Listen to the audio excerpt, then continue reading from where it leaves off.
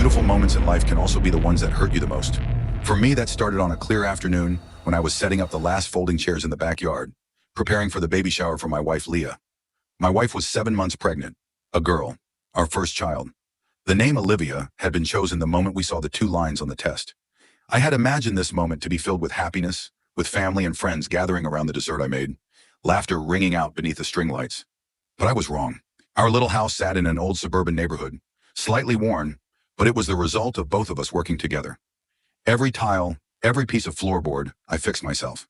It wasn't grand, but it was ours, and I thought that was enough to make her happy. Until Adelaide, my mother-in-law, walked in. She arrived early as usual, with a friend from church, her eyes scanning the freshly painted living room with a look of disdain. No compliments, no thanks. Just a look that felt like an X-ray cutting through the new plywood, stopping on me, the one squatting down to adjust the loose leg of a chair. "Oh, Jensen." Her voice was sweet like honey but cold as ice. "My daughter made a huge mistake marrying someone who can't even afford a real house." I froze. Her friends stood by, pretending not to hear, but their eyes sparkled with excitement. And Adelaide continued, as if this were a monologue in a play. "Goodness, the roof might leak, the floor creaks, and the bathroom? It's just pathetic. But luckily, Ruben is still around to offer emotional support." Ruben, Leah's ex, the guy I'd heard about too many times in my mother-in-law's accidental stories. A tall guy, wealthy, who had studied abroad and now owned a fancy mansion in Lakewood Hills. "Now that's the place to raise my grandchild," she emphasized, staring me straight in the eyes. I turned to look at Leah, standing across the yard with her sister Lauren and a few friends. She heard it, I was sure. But instead of speaking up, she giggled and gently rubbed her belly, as if Adelaide had just told a cute story. At that moment, I didn't know what hurt more, Adelaide's cruel words or my wife's silence. I nodded, swallowing my anger, and turned back to set up the chairs, like an invisible servant at my own child's party. The party went on, full of pink, full of laughter. But I wasn't part of it. Adelaide kept bringing up the romantic trips Leah had taken with Ruben during college, asking if Leah was sure the baby's room should be so small, even asking the guests if they noticed a weird smell in the house. Meanwhile, I quietly stayed in the kitchen, filling pitchers, making more juice, and forcing a weak smile on my face like a mask I couldn't take off. Only Lauren, Leah's sister, seemed to sense the tension. She glanced at me once, long and quietly, as if wanting to say something, then turned away. Night came. The party ended. Empty congratulations mixed with the sound of slippers scraping the floor and lights dimming. I was cleaning up, throwing wrapping paper into bags, when I saw Leah sitting on the couch, going through the gifts. I sat down next to her, unable to hide my frustration. "Did you hear what your mom said to me?" Leah sighed, not looking up. "She's just worried about us. Jensen, our house is a little run down, and your job isn't exactly stable." I stared at her. My heart skipped a beat. "Wait, are you defending her?" "You're overreacting." "I was just laughing at something," Lauren said. "Not Mom." "But you know exactly what your mom meant. You laughed. You stayed silent. You let her trample over what we've been trying to build." No apology, no response. Just a shake of her head, and she walked to the bedroom. We went to bed in cold silence. No goodnight. No glance. The next morning, the first messages appeared. Leah was texting someone repeatedly. When I got closer, she quickly hid her phone. I saw the sender's name on the lock screen. Ruben. My heart grew colder. At around noon, I heard Leah on the phone in the bedroom, her voice soft but loud enough for me to hear. "Mom. Yeah, he's paranoid again. No, I haven't told him yet." I didn't know what she hadn't told me, but I knew. I knew this wasn't over from the party. I knew things were about to get worse. I just didn't know how, but I was about to lose everything. 3 days had passed since the baby shower, but my mother-in-law's words still echoed like a haunting echo from the depths. My daughter made a huge mistake marrying someone who can't even afford a real house. I had never felt so small in my own home, the very place that should have been a sanctuary, a foundation for the days ahead when our daughter would be born. Leah, my wife, the one who once held my hand through the cold winter, promising that no matter what happened, we'd always be together, now felt strangely distant. She no longer smiled with her eyes. Her smile appeared on her lips, but it lacked warmth. That change didn't come from far away. It came with the name Ruben. At first, I thought it was just my mother-in-law bringing up the past. Ruben, Leah's ex, her godson, was a name that kept coming up during family meals. "Ruben has his own company now, Jensen," my mother-in-law said, unable to hide her pride. Leah didn't respond. She remained silent, or sometimes gave a small, forced smile. I started noticing that Leah had a new passcode on her phone. When I walked by, she quickly turned it face down. At first, I ignored it. I wanted to trust her. But that cold shiver, The feeling that every man knows when something's just not right clung to me persistently. One evening, as I was in the garage looking for tools to fix a light, her phone rang. I peeked through the window, and the name that popped up on the screen made me freeze. Ruben. She didn't answer. She just stared at the screen for a few seconds before silencing it. I walked back into the house pretending I didn't know anything, and casually asked, "Who was that?" Leah smiled. "Oh, it was just Lauren. Probably asking about picking up Mom for her doctor's appointment tomorrow." Lies, I knew better. Lauren had been with me earlier that afternoon, helping me repaint the nursery. She hadn't called. Trust started to crack. Not from a single strong blow, but from tiny cuts. Gentle but consistent and extremely precise. The next morning I happened to pass by the bedroom and heard Leah whispering, "Yeah, Mom. He's being difficult." "No, I haven't told him yet. I know it's not the ideal time." I froze. The last sentence haunted me more than anything. "I haven't told him yet." Told him? What? To whom? About what? That afternoon, Leah said she needed to go to her mom's house to help sort through the baby clothes her cousin brought over. She didn't come back until almost 1 a.m. I didn't ask, but in my mind 100 thoughts were racing. The unease gnawed at me slowly. The next day I did something I wasn't proud of. I checked her phone. I hoped I wouldn't find anything. I hoped I was just paranoid. But the truth, as always, was naked and brutal. A series of messages with her mother, Adelaide. They talked about Ruben, about my finances, about how Olivia, our daughter, deserved a better start. I gripped the phone tightly, my heart pounding. One message from Adelaide stood out on the screen like a blade to my heart. "Ruben says the offer is still on the table. You won't have to worry about money anymore. Think about the baby." And a message from Leah, my wife, the one I loved with everything I had. "I know, Mom. I'm thinking about it." I could hardly breathe. My whole body went numb. I set the phone down, and just then, Leah walked in, smiling like nothing was wrong. She rubbed her belly gently and said, "You just repainted the nursery, huh? It still smells fresh." I didn't answer. I just looked at her. Looked at her for a long time. Like I was trying to figure out if the woman standing before me was really the wife I once loved. Then I asked softly, "Do you have something to tell me, Leah?" She stiffened. Just for a moment, very quickly. But I saw it, and that said it all. "Are you being paranoid again?" She replied, trying to laugh it off. We argued, but this time it wasn't like the others. She blamed me for invading her privacy. I yelled at her for betraying me. In the end, Leah shouted, "I'm going to my mom's for a few days.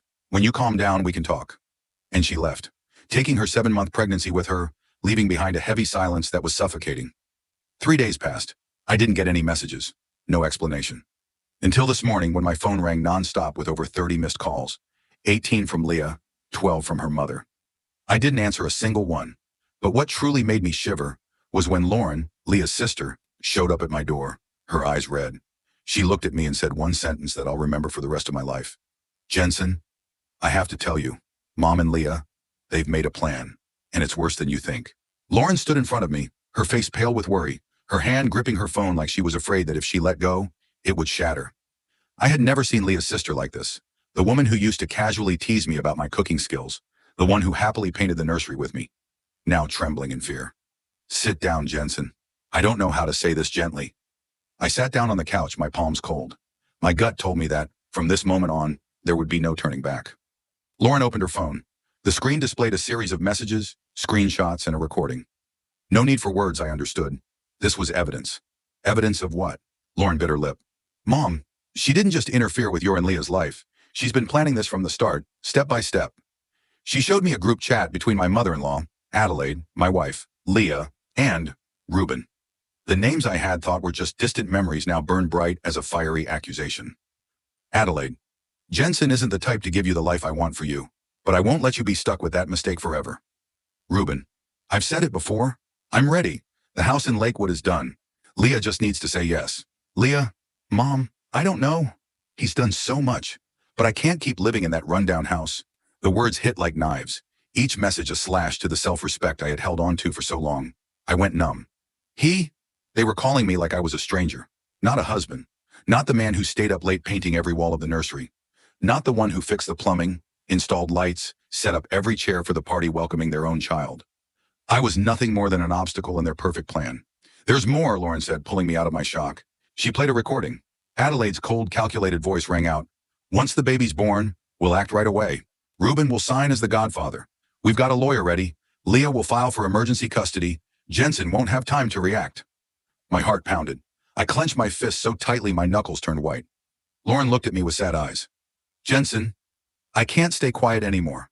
At first I thought Mom was just protecting Leah, but this has gone too far. They, they plan to erase you from their daughter's life. I didn't cry. I didn't get angry. A cold calmness washed over my mind, like a person falling through the air long enough to stop being afraid. There was only the wind and the emptiness. I stood up, walked to the bedroom, and opened the small safe. Inside were copies of birth certificates, financial documents, the home purchase contract, everything I had kept safe since the first day I lived with Leah. My gut, my unwanted friend, had always been right. When I came back, I saw Lauren still sitting there, her eyes full of sorrow. "What are you going to do now?" I took a deep breath. "They won't get away with this." Lauren raised an eyebrow. "You mean?" "I won't let them take my daughter, and I won't destroy everything with a fit of rage. I'm going to do what they don't expect. I'll make a plan." Lauren nodded. "I'll help if you need me." We spent the whole evening going through everything. I regained access to the bank account, where I discovered Leah had quietly transferred small amounts into a separate account, over $3,000 in total. Adelaide had added more into it. The attached note said, "For the baby's future." Gross. I also found a string of emails between Leah and a real estate agent about moving to an area with better educational opportunities. She had even scheduled a house viewing at Rubens next week. My heart shattered, but I didn't let my emotions take over. I had passed the shock phase. Now it was time to fight. I started a new document, naming it Restoration Plan. I listed each step: collect evidence from phone, emails, and bank statements, record upcoming conversations, meet with a lawyer about custody, and prepare for a paternity test, find a legal advisor on marital asset abuse, and finally plan the counterattack at Adelaide's upcoming big event. Because, like a gift from fate, I learned that Adelaide was preparing to host her church's annual charity gala, where she would be honored for her unwavering dedication to the community. A lavish party, a room full of powerful people, and a stage where I knew if the timing was right, it would be the moment the mask would fall. I didn't choose this fight, but they pushed me to the edge. And what they didn't expect was that I had learned how to fight in silence, just like how I quietly built every brick of my own home. 3 months had passed since the baby shower, and I had nearly escaped the world I used to know. No longer Jensen, the guy who fixed pipes. Jensen, the happy guy at the baby shower. Or Jensen, the one pushed aside by my mother-in-law like an old piece of decor. I was Jensen, now building a plan. Every detail, every layer. Otis helped me hire a lawyer specializing in child custody and financial abuse in marriage. I was no longer the panicked victim. I was the one holding the scalpel, and Adelaide was the most important surgery of my life. Everything I discovered only reinforced the truth. Adelaide didn't just want to push me out of her daughter's life. She wanted to control the entire narrative. She wanted to be the scriptwriter, the director, and the leading role, Reuben, was just her puppet dressed up as a gentleman. I attended the church council meeting in the only way I knew, quietly. Through Otis, I was introduced to an assistant pastor who had begun to suspect some of the questionable spending that Adelaide had been managing. With Lauren's help, I provided them with recordings, emails, and the withdrawals from the charity fund. And just as I suspected, the church had quietly launched an internal investigation. But I didn't stop there. I also reached out to a local reporter, a journalist who had covered financial scandals in nonprofit organizations before. I didn't send him the evidence immediately. I just sent one message. "You'll need something on the night of the First Community Church's charity gala. You won't want to miss it." The gala was widely advertised. A luxurious event, evening gowns, crystal chandeliers, a 3-course dinner, and a special tribute to Adelaide, the woman who had dedicated over a decade to service and compassion. I received the invitation through Lauren. Adelaide, of course, didn't know. Leah didn't dare mention my name, because after the paternity test, we barely spoke about anything other than sharing baby duties. That night, I entered the grand hall in a gray suit, the one I had worn on my wedding day to Leah, not for the memories, but to remind myself. Tonight, I came to bury all the old fake things. Adelaide stood on stage, her face carefully made up, the golden light shining on her, making her look like a saint. I couldn't help but chuckle. A light one, like someone reading the final pages of a bad novel. The ceremony began. Everyone stood and clapped as Adelaide took the stage to speak. "For the past 10 years," she said, "I've held one belief close to my heart. Love is a responsibility, and nothing is more precious than protecting the weak, especially children." Just then, I walked up to the main table and gently placed a sealed envelope in front of the head pastor. He raised an eyebrow, opened it, and inside were bank statements, screenshots, and a carefully edited audio recording. No words needed. He jumped up from his seat. All eyes were on him. He said only one thing. "Adelaide, I think you should step down." Her face went stiff. Her eyes flickered towards me. Her lips moved, but no sound came out. "This is my honor banquet. You can't. We will investigate every expenditure from the past 5 years, immediately," the pastor said, his voice steady. A ripple of whispers started spreading like a wave. I turned away, but slow enough to see Reuben slip out of the hall like a rat leaving a sinking ship. Lauren walked up to me, whispering, "I just burned down Mother's palace with the very firewood she hid the best." I just smiled. No need to scream to end a play, just the right ending. That night I went home, and Olivia was asleep.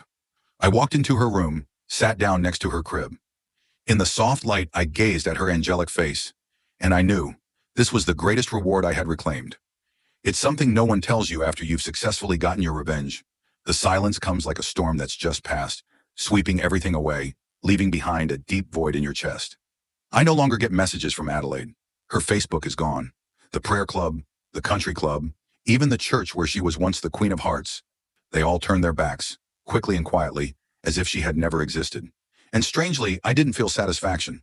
No laughter, no celebration, just a sense of finality. As for Leah, she still lives nearby, in a small apartment just a few streets from my house. I still let her visit Olivia. No tears, no accusations. Just two adults trying to do what's best for a little life. In the early days, she always kept her head down, avoiding my gaze. But gradually, she started making eye contact longer. She became gentler when handing Olivia over. A few times I saw her linger by the door, as if she wanted to say something. But in the end, she would just purse her lips and walk away. I didn't ask. I didn't say anything. I was no longer the man who needed an apology to keep living. I had moved far away from that place, but Olivia was different. She was the only heartbeat in my life now. Every night I would hold her in my arms, sit in the room I painted with my own hands, reading her old fairy tales, hearing her soft, wheezing breaths. And for the first time in years, I felt my heart warm again. One late afternoon, Lauren came over, bringing some cookies and a gentle smile. She had always been like that, quiet but a safe haven in the storm. "I'm planning to go to church this Sunday," she said, as Olivia slept in my arms. "Not for faith, just to find a quiet place to sort my mind." Then she hesitated. "Leah, she's been trying a lot. I know you don't need to hear this, but she started changing." I didn't respond. Lauren placed her hand on my shoulder. "Not to ask you to take her back," she said softly. "Just so you know, maybe for the first time in her life, she's trying for something that isn't to please her mother." I looked over at Olivia, one cheek pressed against my chest, her tiny hand clutching the hem of my shirt, as if holding on to something absolutely safe. I didn't forgive her mother because she begged. I forgave because Olivia deserved a life without carrying hatred. The following week, I took the initiative to ask Leah to meet. Not at home, not in the park, but at the coffee shop where we first met, when everything was still full of hope. I arrived first, choosing the old table by the window, where the sunlight gently slanted through the frosted glass, casting a soft shadow on the table. She walked in, thinner, quieter, but no longer hiding. I didn't need to ask. I didn't need to say anything. We just looked at each other. Then she exhaled. "I don't expect forgiveness. I just want to thank you for letting me remain part of Olivia's life." I nodded. "Because she needs her mother, and because you're the only one who can answer her when one day she asks about what happened."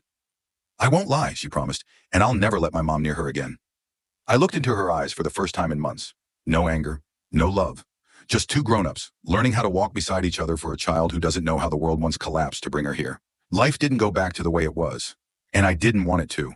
I no longer dream of a perfect family, nor do I expect a late apology. I just want Olivia to grow up in a home where she knows she is loved. And every morning when I open the window blinds and the sunlight spills onto the kitchen that is still under construction, I smile because I know I've rebuilt everything from the ashes. Not every love story has a happy ending, but some stories, like mine, end not with a hug or a kiss in the rain, but with a small crib placed right next to my bed. Inside it is the most beautiful thing life has ever given me. Olivia, my daughter. She sleeps peacefully, as if the whole world has never hurt anyone. She doesn't know about the desperate calls, the whispered lies through the night, or the plots drawn under the guise of family. And I pray she'll never have to know. A few days after my final conversation with Leah, the divorce papers were officially signed. No ceremony, no tears, no disputes. We agreed to share custody with one clear condition. No one would use Olivia as a weapon to hurt the other. Leah moved back in with her sister Lauren. I brought Olivia home, to the small old house that Adelaide had once looked down on. Now it's the fortress for the two of us. I repainted the living room, planted a few lavender bushes in the back, replaced the window curtains. Not to erase the past, but to start fresh. This time, not for anyone else, not to please anyone, just for me and my daughter. Thank you for walking with me to the end of this journey. If this story touched a place in your heart, don't forget to leave a comment, share your thoughts, or simply send a well wish for Jensen and little Olivia. And if you'd like to hear more stories like this, about love, betrayal, recovery, and strength in the smallest of things, please support the channel with a like, share, and subscribe. Each time you hit follow, it lets another single dad like Jensen know that they're not alone. Thank you so much.